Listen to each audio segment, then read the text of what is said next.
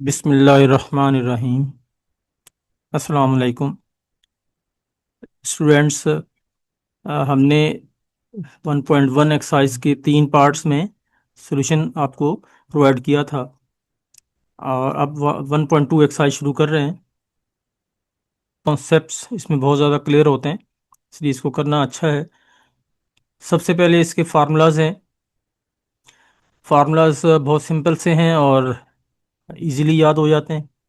तो पहले हम आपको बताते हैं commutative law of addition. Commutative law of addition ये होता है कि दो नंबर्स जो हैं उसको अगर उनका सीक्वेंस चेंज करके ऐड किया जाए तो आंसर सेम रहता है। ये कम्यूटेटिव लॉ है। जैसे Z1 प्लस Z2 दो नंबर हैं, Z1 और Z2 टू नंबर हैं, और Z1 प्लस Z2 करें तो भी वही आंसर आएगा अगर Z2 प्लस Z1 करें। ये कम्यूटेटिव लॉ है। इसी तरह से कम्यूटेटिव लॉ ऑफ मल्टीप्लिकेशन हो सकता है, यहाँ मल्टीप्लाई लगा देंगे, यहाँ भी मल्टीप्लाई लगा दें। ये कम्यूटेटिव लॉ ऑफ मल्टीप्लिकेशन होता है, ये देखें। इसी तरह से एसोसिएटिव लॉ ऑफ एडिशन, इसमें तीन नंबर्स शामिल हैं, Z1 Z2 और Z3। Z1 Z2 को पहले आप ऐड करें और तीसरा नंबर Z3 बाद में ऐड करते हैं। और इसी तरह से इसमें Z2 और Z3 को पहले ऐड करते हैं और Z1 उसके साथ बाद में ऐड करते हैं। तो इनका भी आंसर वही रहता है। तो इसका मतलब जो चीज़ हम पहले ऐड करेंगे उसको हम ब्रैकेट में लिख दिया करते हैं। Z1 प्लस Z2 मीन कि पहले ब्रैकेट वाला पार्ट हल करना है और उसके बाद ब्रैकेट के बाहर वाला पार्ट इसमें ऐड करेंगे। इसी तरह से इस साइड पे भी है। और एसोसिएटिव लॉ ऑफ मल्टीप्लिकेशन भी इसी तरह से है, यहाँ प्लस की जगह मल्टीप्लाई आ जाएगा और कुछ भी चेंज नहीं है। तो आप इसमें देख सकते हैं distributive law of multiplication over addition.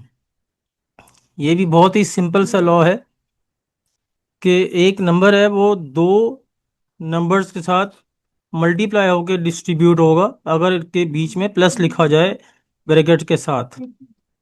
तो Z1 मल्टीप्लाई Z2 करें और Z1 को डिस्ट्रीब्यूट करें Z3 के साथ बीच में प्लस लगा के। तो ये इसको कहते हैं distributive law of multiplication over addition. तो इसी तरह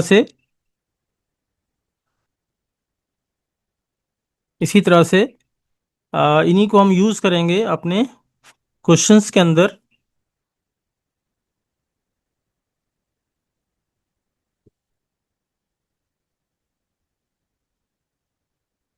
क्वेश्चन नंबर 1 एक्सरसाइज का है। Let Z1 equal to 3 minus 4i, Z2 equal to 4 plus 5i और Z3 है माइनस 5 प्लस 6i। हमें वेरीफाई करना है इन सब चीज़ों को, कम्यूटेटिव लॉ को वेरीफाई करना है। तो Z1 प्लस Z2 करेंगे आप। तो Z1 और Z2 करने के लिए इनको ब्रैकेट ओपन करके रियल पार्ट को आपस में ऐड करेंगे और इमेजिनरी पार्ट को आपस में ऐड करेंगे। तो 3 प्लस 4 7 हो गया, माइनस 4i प्लस 5i, ये 1i हो गया। तो ये इसका आंसर है। ये इसी तरह से राइट हैंड साइड को हल करेंगे, ब्रैकेट ओपन करेंगे, रियल पार्ट को आपस में हल करें और इमेजिनरी पार्ट को आपस में हल करें, सेम आंसर आ गया। Left hand side equal to right hand side, hence proved. इसी तरह से मल्टीप्लिकेशन जो है उसको हमने चेक करना है, कम्यूटेटिव लॉ इसका ओबे कर रहा है कि नहीं कर रहा। तो Z1 और Z2 को, क्योंकि कम्यूटेटिव लॉ में सिर्फ दो ही नंबर शामिल होते हैं, Z1 और Z2, तो इसको आप आपस में मल्टीप्लाई करेंगे। मल्टीप्लाई करने का तरीका मैंने बताया था कि अगर तो आयोटा वाली फॉर्म में हमारे पास ये क्वेश्चन दिया हुआ है, तब हम इसको ऑर्डिनरी मल्टीप्लिकेशन ही किया करते हैं। ऑर्डिनरी मल्टीप्लिकेशन में हम क्या करते हैं, इस पहले नंबर को चूज करें और इन दोनों के साथ पहले मल्टीप्लाई कर लें। पहले इसको इसके साथ मल्टीप्लाई कर लिया, फिर इसको इसके साथ मल्टीप्लाई कर लें। तो ये थ्री फोर ज़ा 12 और प्लस प्लस प्लस, तो 3 5 ज़ा 15 आयोटा। फिर इसकी बारी आएगी -4 आयोटा की। इस -4 आयोटा को इससे मल्टीप्लाई करें पहले, तो प्लस माइनस माइनस 16 आयोटा और प्लस माइनस माइनस 5 4 ज़ा 20 आयोटा स्क्वायर। तो इसको आप सिंप्लीफाई कर लीजिए। तो आयोटा स्क्वायर की वैल्यू -1 होती है, -1 वैल्यू पुट कर दी आपने। और ये दो नंबर सिंपल नंबर हैं, इनको आप आपस में ऐड कर दें और ये आपका आंसर आ गया। इसी तरह से Z2 मल्टीप्लाई Z1 करेंगे, बिल्कुल इसी पैटर्न से ही हल करना है और इसका आंसर भी वही सेम आ जाएगा। तो इसका मतलब है ये भी लेफ्ट हैंड साइड और राइट हैंड साइड इक्वल हो चुकी है, तो ये प्रूव हो चुका है। और उसके बाद एसोसिएटिव लॉ को वेरीफाई करना हो तो हमें 3 नंबर्स की ज़रूरत होती है। अब 3 नंबर जो हैं Z1 Z2 और Z3, तीनों नंबर क्वेश्चन में दिए हुए हैं। अब तीनों को हम आपस में इस तरह से सॉल्व करेंगे कि पहले दो नंबर्स को पहले ऐड करेंगे और इसके आंसर के साथ इसको तीसरे नंबर को ऐड कर देंगे। तो पहला नंबर ये है 3 - 4 आयोटा और दूसरा नंबर 4 + 5 आयोटा है। तो इन दोनों को पहले सॉल्व करेंगे, जो इसका आंसर आएगा फिर इसको इस नंबर के साथ प्लस करेंगे। तो इसको आप सिर्फ ब्रैकेट ओपन कर दिया आपने, ब्रैकेट ओपन करने के बाद इसका आंसर 7 + आयोटा आंसर आ गया, जो पीछे भी हम कर चुके हैं। और ये ब्रैकेट अब आपने ओपन कर दिया है। अब इसको सिंप्लीफाई करें तो इसका आंसर आ गया 2 + 7 आयोटा। अब राइट हैंड साइड हल करेंगे। राइट हैंड साइड हल करने में पहले आप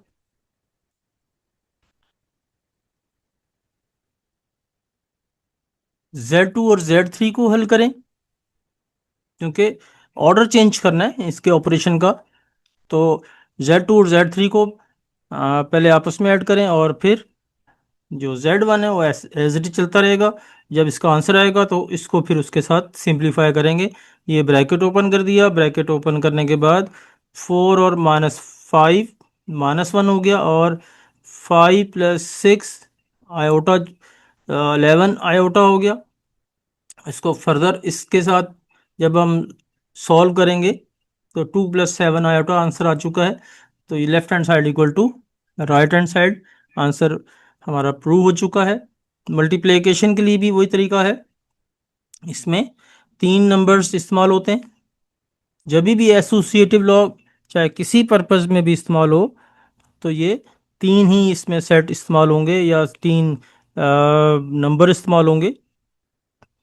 तो इसमें 2 नंबर ब्रैकेट में हैं, इसका मतलब ये है कि पहले इनको सॉल्व करना है, जो इसका आंसर आएगा इसको ब्रैकेट के बाहर वाले नंबर के साथ फिर ऑपरेट करेंगे। तो देखें आपने इसको इससे मल्टीप्लाई किया, तो ये मल्टीप्लाई करने का प्रोसेस मैंने आपको पहले सिखा दिया है। पीछे भी हमने यही काम सेम किया था। तो देखें इसका आंसर आया 32 - आयोटा और इसको आप इसके साथ मल्टीप्लाई करेंगे तो अब फर्दर मल्टीप्लिकेशन होगी इसकी आपस में। तो इसको मल्टीप्लाई करेंगे इसके साथ तो -160 आंसर आएगा।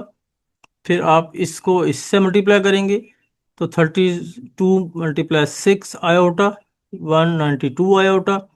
फिर इस आयोटा की बारी है मल्टीप्लाई करने में, ऑर्डिनरी मल्टीप्लिकेशन हो रही है ये। माइनस आयोटा को मल्टीप्लाई करेंगे इन दोनों के साथ बारी बारी, तो माइनस माइनस प्लस 5 आयोटा और प्लस माइनस माइनस और 6 आयोटा स्क्वायर। आयोटा स्क्वायर की वैल्यू -1 होती है, -1 वैल्यू आपने पुट कर दी है तो ये प्लस बन गया। और इसी तरह से इमेजिनरी पार्ट्स आपस में हल कर दिए। ये देखिए इसमें इमेजिनरी पार्ट्स ये दो हैं, इनको आपस में सॉल्व कर लिया, इसमें यहाँ इसकी वैल्यू पुट कर दी -1, तो ये प्लस हो गया और ये 197 बन गया है और -160 एज इट इज़ रहेगा यहाँ। फर्दर जब आप इसको सॉल्व करेंगे तो इसका आंसर इस तरह सॉल्व करेंगे, ये रियल पार्ट और रियल पार्ट आपस में सॉल्व होंगे तो -154 + 197 आयोटा आंसर आ गया। अब इसके बाद आप दूसरा जो है पार्ट है वो सॉल्व करेंगे, जो कि राइट हैंड साइड पे है। इसमें फिर ऑर्डर चेंज कर देंगे आप इस ऑपरेशन का। दैट मीन के आप Z2 और Z3 को मल्टीप्लाई करेंगे, और जो आंसर आएगा उसको Z1 से मल्टीप्लाई करेंगे। Z1 एज इट इज चलता चला जा रहा है, एज इट इज नीचे आता जा रहा है, और ये इसको हमने मल्टीप्लाई करना शुरू कर दिया है। तो इसको वही ऑर्डिनरी मल्टीप्लिकेशन के through minus plus minus minus, 5 4 ज़ा 20, और 4 को इससे मल्टीप्लाई करेंगे तो 6 4 ज़ा 24 आयोटा, और इसको इससे मल्टीप्लाई करेंगे। अब 5 आयोटा की बारी आ चुकी है इन दोनों के साथ बारी बारी मल्टीप्लाई करने के लिए। तो प्लस माइनस माइनस, 5 5 ज़ा 25 आयोटा, और फिर प्लस प्लस प्लस, 5 6 ज़ा 30 आयोटा स्क्वायर, और इस तरह से ये मल्टीप्लाई हो जाएगा। और फिर जब ये इसका आंसर सिंप्लीफाइड फॉर्म में आ जाए, इसको इससे मज़ीद सॉल्व करेंगे तो ये -50 बन चुका है, और माइनस आयोटा। आप इसको आ, अब इसके साथ मल्टीप्लाई करेंगे जो कि Z1 है। तो Z1 को मल्टीप्लाई करने के बाद वही प्रोसीजर जो मैंने आपको बताया, इसको पहले नंबर को इससे मल्टीप्लाई करें, फिर इसके साथ मल्टीप्लाई करें, फिर सेकंड नंबर को पहले नंबर के साथ यहाँ, और इसको दूसरे नंबर के साथ मल्टीप्लाई करें, और आयोटा स्क्वायर की वैल्यू पुट कर दें, और ये इमेजिनरी पार्ट को आपस में सॉल्व कर लें। तो ये आपका आंसर सेम ही आ चुका है जो पिछले पार्ट में लेफ्ट हैंड साइड में आया था। तो इसलिए left hand side equal to right hand side, hence proved. अब उसके बाद डिस्ट्रीब्यूटिव लॉ है। डिस्ट्रीब्यूटिव लॉ भी इसी तरह का ही है, लेकिन ये उससे थोड़ा सा सिंपल है। तो इसमें इनको पहले आप प्लस करेंगे, तो इनको प्लस करने के बाद फिर Z1 से मल्टीप्लाई करेंगे। ये कदरे उससे पिछले पार्ट से आसान है। तो देखें, इसमें इनको सिर्फ ब्रैकेट खोल के सिंप्लीफाई कर लेंगे, तो ये सिंप्लीफाई हो गया।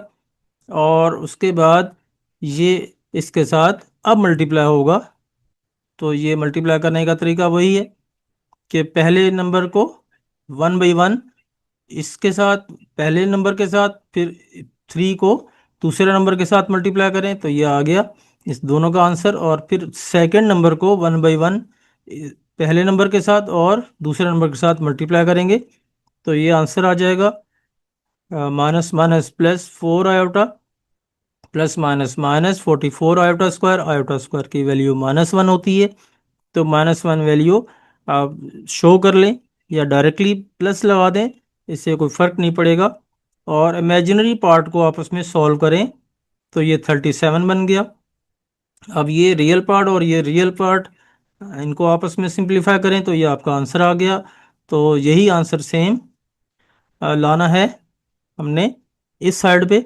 यानी आप Z1 और Z2 को, जैसे कि ये इसमें से जाहिर है कि इसको मल्टीप्लाई कर लेंगे इसके साथ, और इसको मल्टीप्लाई कर लेंगे इसके साथ। अब इसको इस फॉर्म में आपने सॉल्व करना है, तो ये तो भी वही आंसर आना चाहिए, Z1 मल्टीप्लाई Z2 और Z1 मल्टीप्लाई Z3।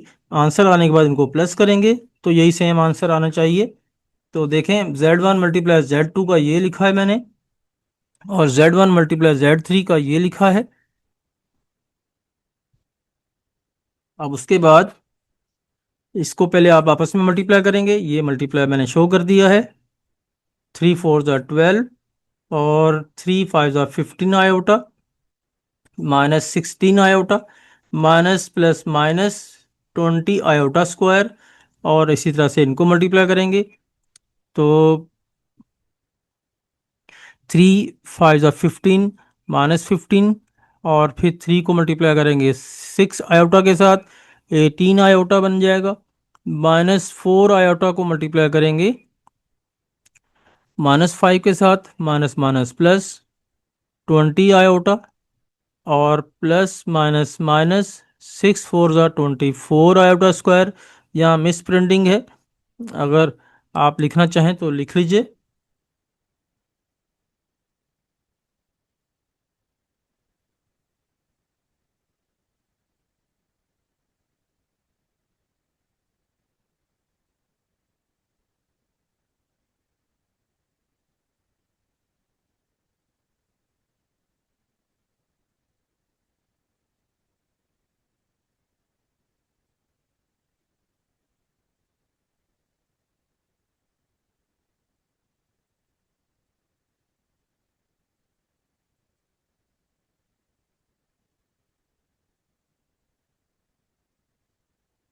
कीबोर्ड अभी तंग कर रहा है फिलहाल, तो मैं लिखने की कोशिश कर रहा था, लेकिन आप अपने तौर पे नोट कर लें। ये बनेगा 6 4 ज़ा 24 आयोटा स्क्वायर, और आयोटा स्क्वायर की वैल्यू -1 होती है, तो इस तरह से ये इसका आंसर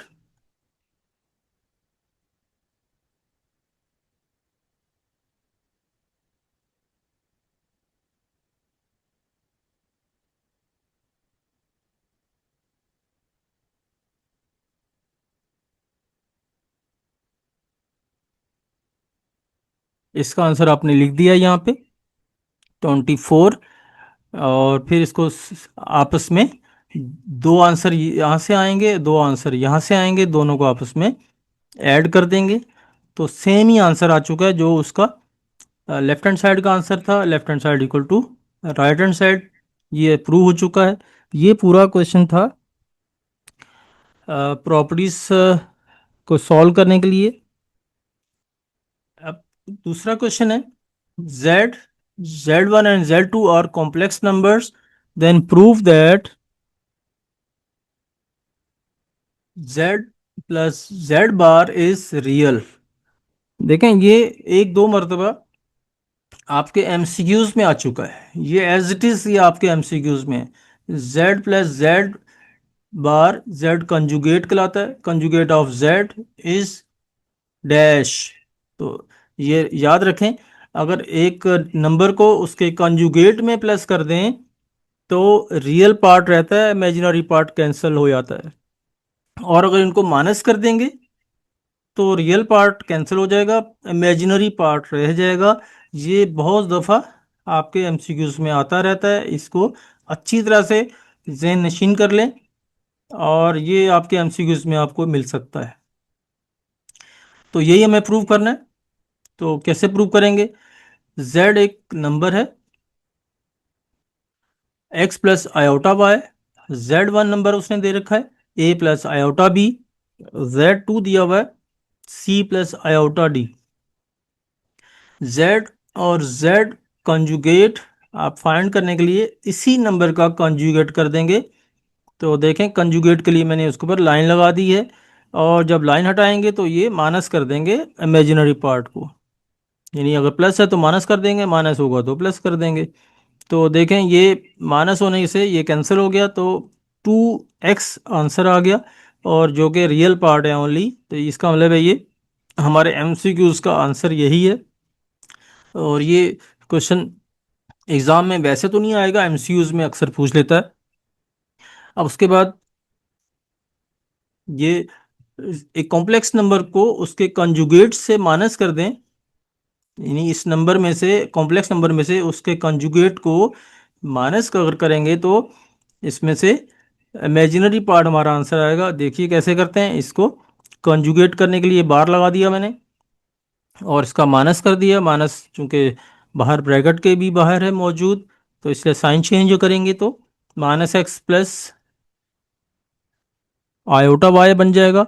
और ये माइनस और माइनस एक्स हो चुका है, तो ये एक्स प्लस का है और ये माइनस से ये कैंसिल हो जाएगा, तो +2 आयोटा वाई आंसर आ गया, जो कि इमेजिनरी पार्ट है।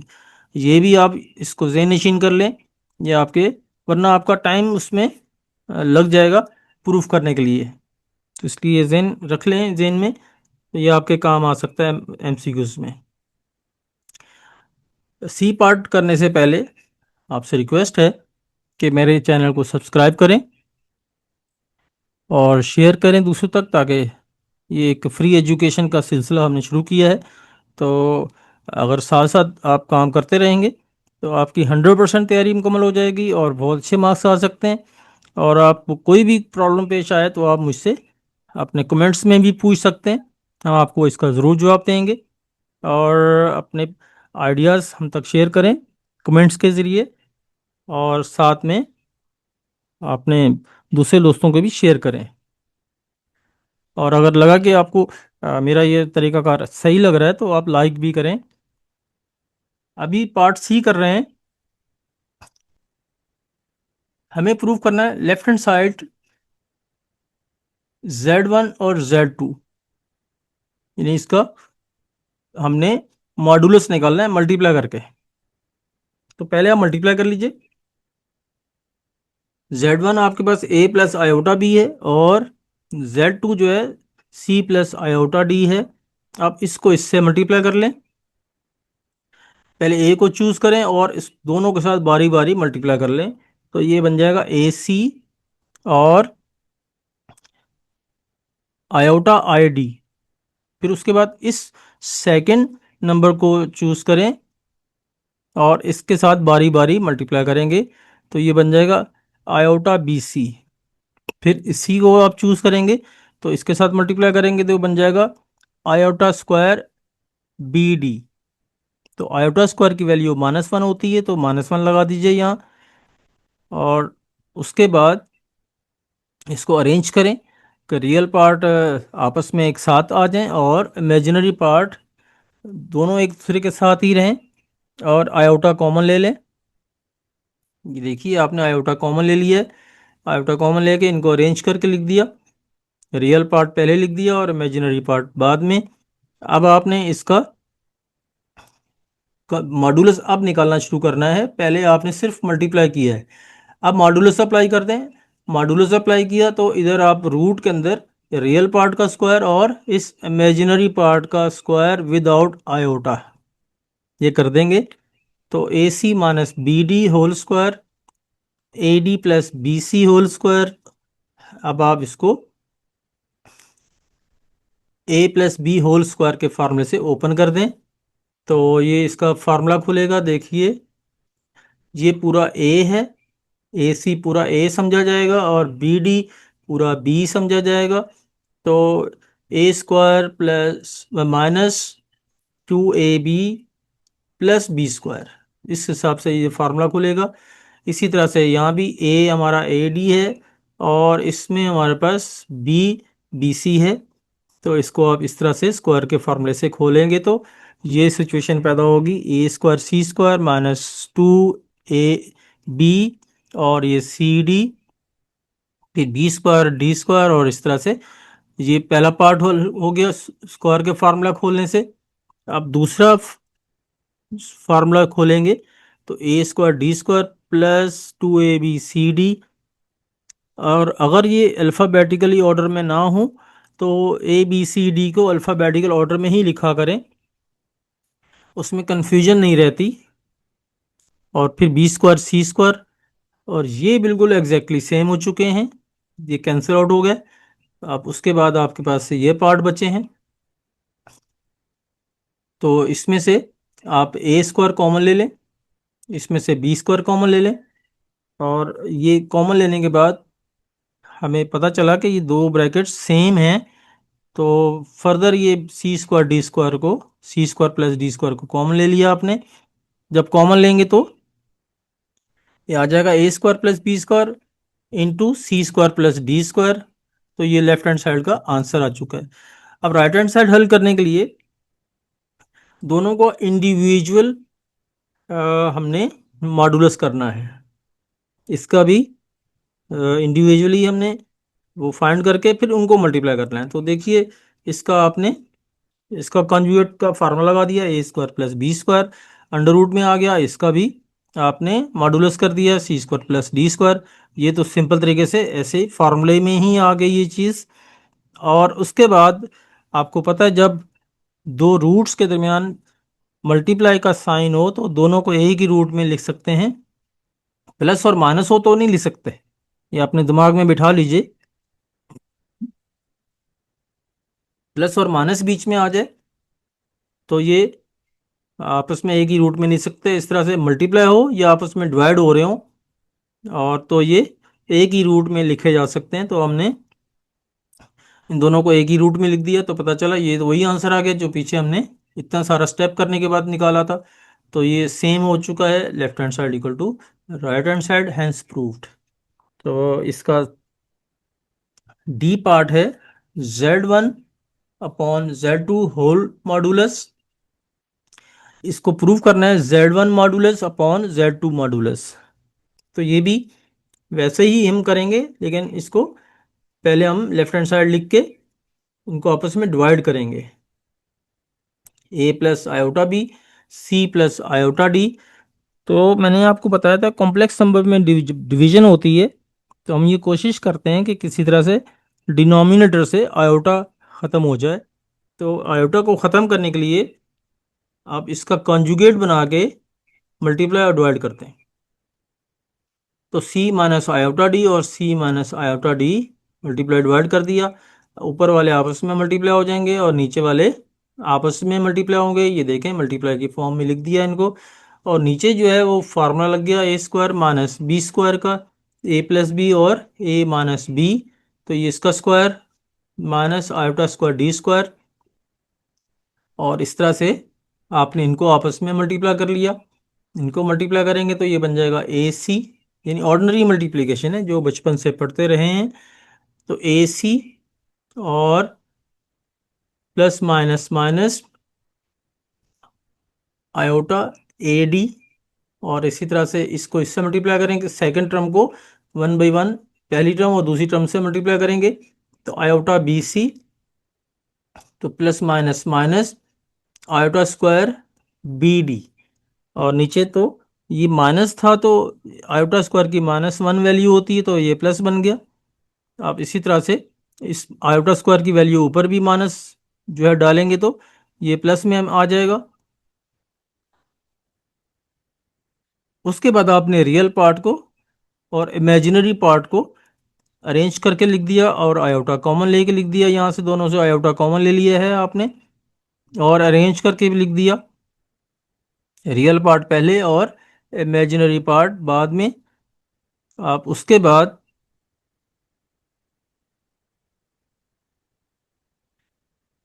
इस पार्ट को, जो पहला पार्ट है इसके नीचे ये डिनोमिनेटर को सेपरेट करके लिख दीजिए। इस सेकंड जो पार्ट है इमेजिनरी पार्ट, इसके नीचे ये डिनोमिनेटर को भी नीचे लिख दें जैसे हम पीछे करते रहे हैं। रियल पार्ट और इमेजिनरी पार्ट फाइंड करने के लिए वही सेम प्रोसीजर है। तो यहाँ से आपने इनको सेपरेट करके लिख दिया। अब इसको सेपरेट करने के लिए ये तो काम कर लिया हमने। उसके बाद आपको पता है अगर मैं इसके ऊपर स्क्वायर भी लगा दूं और स्क्वायर रूट भी लगा दूं तो कोई फर्क नहीं पड़ता इसके आंसर में। तो इसलिए हमने ये इसका फार्मूला अप्लाई कर दिया। Z1 upon Z2 modulus. Modulus का फार्मूला क्या होता है, इस पूरे होल स्क्वायर को इसमें अप्लाई कर दिया और इस इमेजिनरी पार्ट के ऊपर भी ये स्क्वायर का फार्मूला अप्लाई कर दिया। ठीक है। तो यानी ये पूरा आपके पास ए समझा जाएगा। पूरा यहाँ पार्ट यहाँ तक जो है ये ए है और आयोटा बी है ये। तो इसका फार्मूला क्या होता है मॉडुलस का, A under root A square plus B square. तो इसका मतलब है ये पूरा ए है, ए स्क्वायर बन गया और ये जो पार्ट है ये आपका बी स्क्वायर है। तो इस तरह से फार्मूला अप्लाई हो गया। अब इसके बाद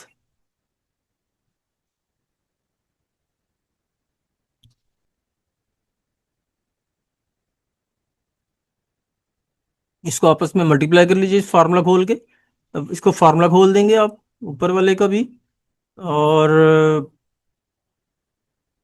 नीचे वाले का भी फार्मूला खोल दें। और चाहे तो एलसीएम भी ले लें या बाद में एलसीएम लेना चाहें तो बाद में भी ले सकते हैं।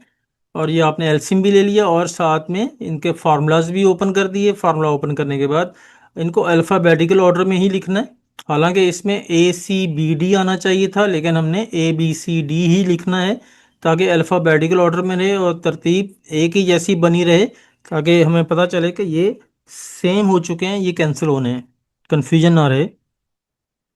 तो इस तरह से आपने इनको कैंसिल करने के बाद फिर रियल पार्ट और इमेजिनरी पार्ट को इस तरह से अरेंज कर लिया है। और ये रियल पार्ट इमेजिनरी पार्ट तो खैर इसमें रहा नहीं है। इनको अरेंज कर लिया और कॉमन ले लिया, यहाँ से फैक्टर्स बना के कॉमन ले लिया। ए स्क्वायर यहाँ से कॉमन ले लिया और बी स्क्वायर यहाँ से कॉमन आ रहा है। और इस तरह कॉमन लेने के बाद फिर ये ब्रैकेट एग्जैक्टली सेम हो चुकी है तो इसको आपने फर्दर कॉमन ले लिया। सी स्क्वायर डी स्क्वायर को, और ये नीचे वाले जो सी स्क्वायर डी स्क्वायर से ये कैंसिल हो चुका है, इसकी एक पावर इसकी कैंसिल हो गई, तो इसकी एक पावर बच गई है। तो इसका आंसर आ जाएगा A square plus B square upon C square D square. और ये आप इसको राइट हैंड साइड हल करेंगे, इसका मॉडुलस ऊपर ही हल कर देंगे, इसका नीचे ही सेपरेट कर देंगे।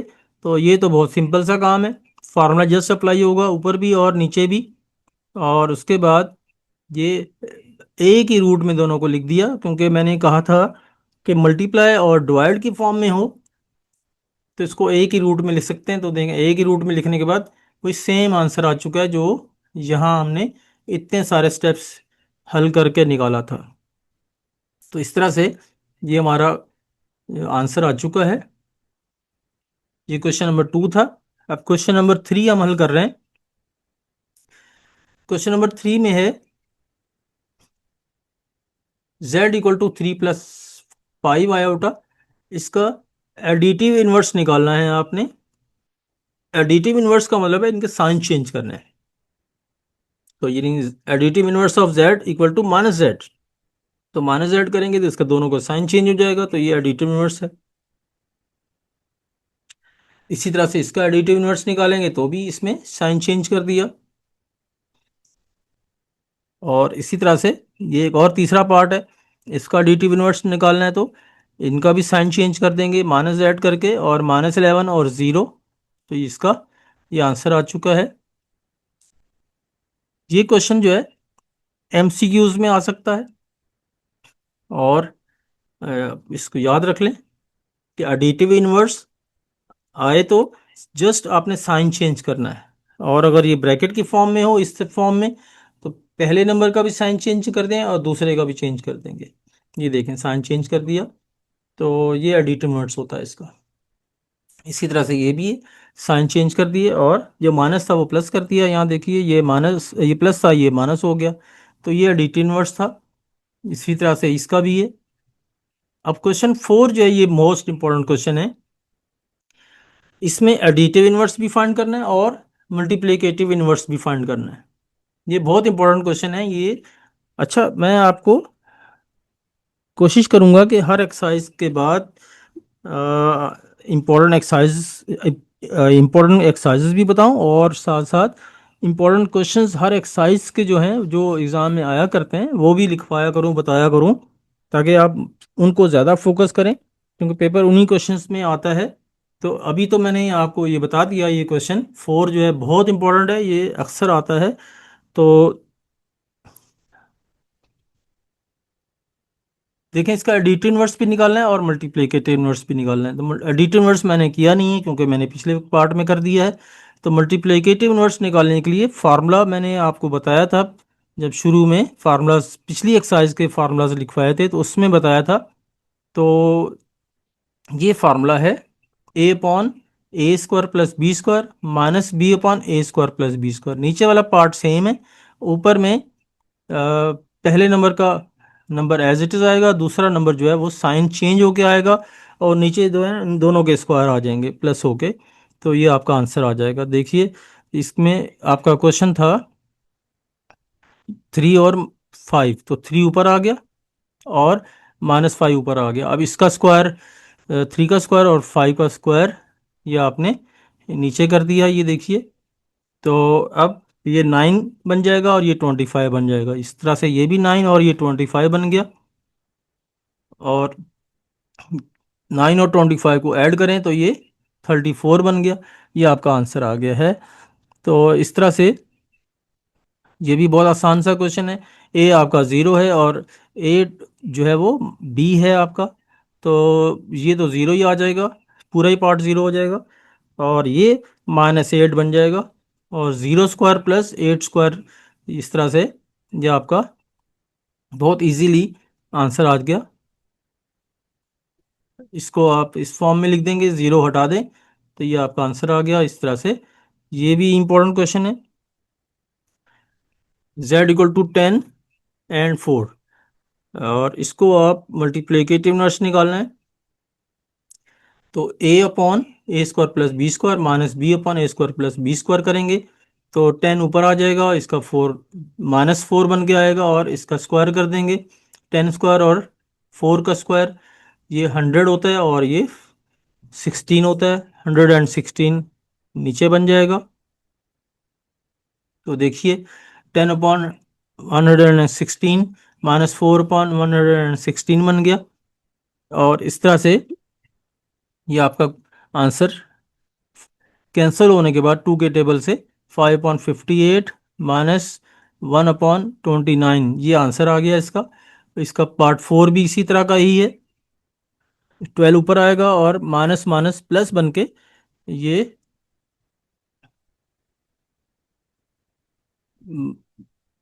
माइनस माइनस प्लस बन के ये 7 हो जाएगा ये। और उसके बाद 12 स्क्वायर प्लस माइनस 7 स्क्वायर और ये 12 स्क्वायर 144 होगा और -7 का स्क्वायर +49 हो जाएगा। माइनस का स्क्वायर प्लस होता है इसलिए 49 और ये भी ऐसे ही रहेगा और इस 7 अपॉन इस तरह ये आपका आंसर आ चुका है। इनको प्लस कर देंगे तो ये आपका आंसर आ गया। पार्ट 5th है इसका, ये भी पहले की तरह का ही है। पहले 0 और 8 था, अब -8 और 0 आ चुका है। तो यहाँ -8 एज इट इज रहेगा और यहाँ 0 लेगा तो ये पूरा पार्ट 0 हो जाएगा। और ये -8 अपॉन -8 स्क्वायर प्लस 0 स्क्वायर ये 64 बन गया। और 0 ऐसे ही रहेगा, साथ साथ चलता रहेगा। तो ये आपका आंसर आ गया। और इसका 6th पार्ट है, 0 ए की जगह आ जाएगा और -3/4 बी की जगह आ जाएगा। और इस तरह से इसका 0 का स्क्वायर और ये 3/4 का स्क्वायर माइनस के तो ये 9/16 बन जाएगा। और 9/16 इसको आप 0 हटा देंगे तो 3/4 मल्टीप्लाई 16 इसका आप रेसिप्रोकल करके मल्टीप्लाई कर दें इसके साथ। तो देखें, इसको सिंप्लीफाई किया और रेसिप्रोकल करके मल्टीप्लाई कर दिया। कैंसिलेशन के बाद ये आपका आंसर आ गया। तो आज 3 क्वेश्चन तक हमने किए हैं। तो मुझे उम्मीद है कि आप इनकी प्रैक्टिस करेंगे। इस क्वेश्चन की तो स्पेशली आप बहुत ज़्यादा प्रैक्टिस करेंगे ताकि ये क्वेश्चन आपको समझ में आ जाए। और अगली दफ़ा आप मुझे कमेंट्स में आप ज़रूर बताइएगा कि आपको कैसी लगी क्लास। Thank you. अल्लाह हाफिज़।